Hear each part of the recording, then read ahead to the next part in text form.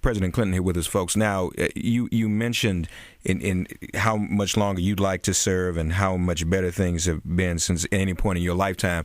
Just deal with that for a moment or two, President Clinton. You have always had a special affinity and affection for Haiti. Why so? Tell us a little bit about your personal relationship with that nation.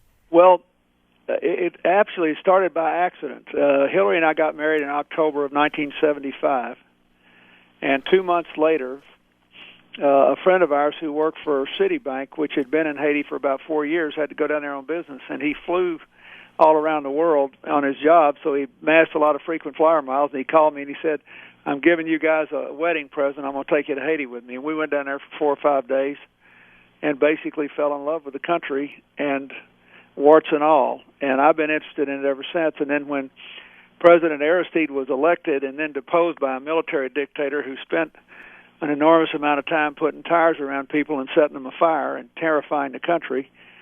When I was president, we threw him out and put the president back in. Sure.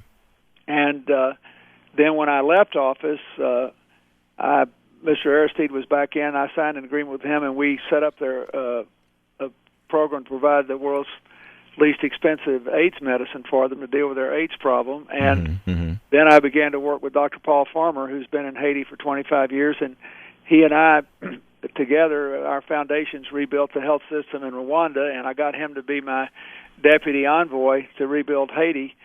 All this before the earthquake happened. So I see. I've got Hillary and I have a long history there, and I think that's good news for Haiti because of as much for her as me, because she's there at the State Department, sure. She's got Cheryl Mills, her chief of staff, working on it, and the new man, Raj Shah, at the AID is very, very good. So we're going to try to do this right. We're not just going to throw a lot of money at it. We're going to try to empower them to control their own future. I think it's important, given the fact that the American Marines occupied Haiti for 20 years in the early part of this century, and nearly every other country in the world has either ignored or abused them, that we use this opportunity to be a good neighbor, a good partner, but to empower them. Sure. So when this is done, they're standing on their own 2 feet. That's what they want, and that's what we want. Yeah, no, that's what we must have. We know about the resiliency of the Haitian people. You mentioned how well they're doing in this country. Are you or the Secretary of State looking at any options for Haitians for the time being coming here to the United States and remaining until their country is rebuilt? Is that on the table? Do you get into that discussion? Well, I do, but that is actually the decision of the Secretary of Homeland Security now. Sure, right. And so Hillary and I worked for a long time to get the Haitians that are here temporary protected status, just on the theory that the devastation caused by the hurricanes 2 years ago made it impractical for them to go back. And now, because of the earthquake, Secretary Napolitano did approve letting all those Haitians stay here. Right. And then Hillary's been trying to expedite the orphans that have been approved for adoption coming here. Certainly. Now there's got to be a discussion about whether we should even let some more come here and earn a living and send the money home. That may be the best thing to do. Yeah. But especially if they have contacts or family members here and can find jobs here. But that's a little bit tougher luck because unemployment's so high in America. Yeah, right. That's true. That is a reality. Mr. President, what final instruction would you give this listening audience right now what they should be doing short-term and long-term for Haiti? Short-term, unless you can be a member of a medical team, the best thing you can do is send money, even if it's just $5 or $10. We've raised probably in the fund that I set up with former President Bush and the one I had earlier for the UN, we probably raised $30 million, and an enormous amount of it's been in $5 and $10 contributions. You know, that you can just on your cell phone type in Quake 20222 and send $10.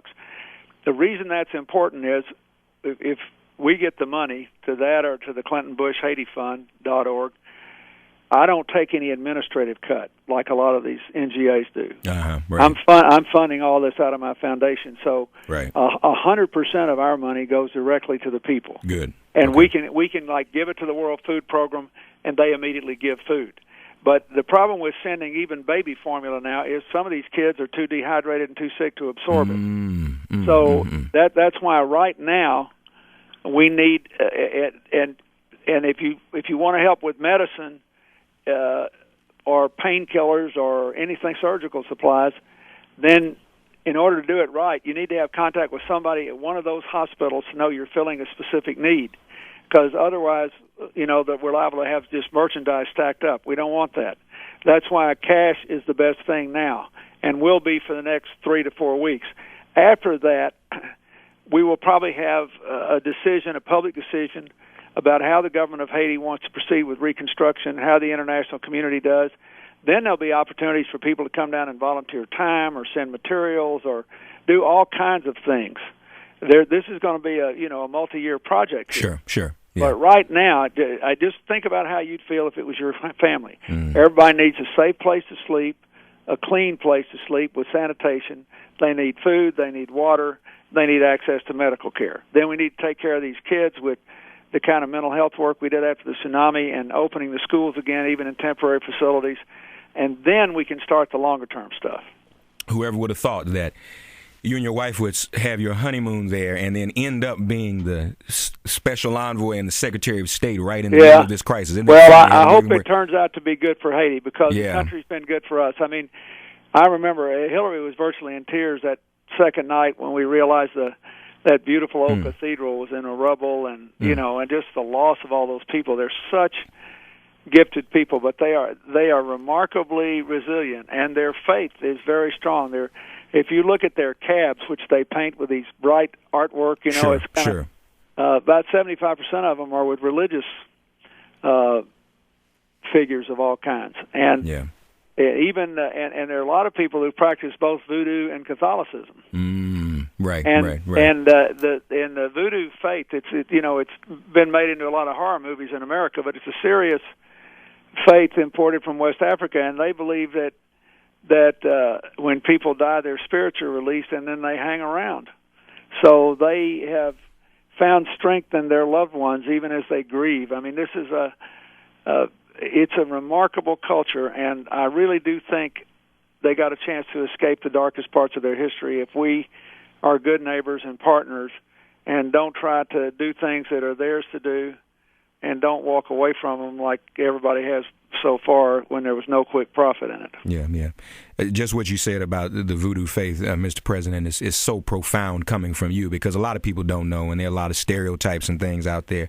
But that means a lot, and I'm sure all Haitians appreciate coming from you.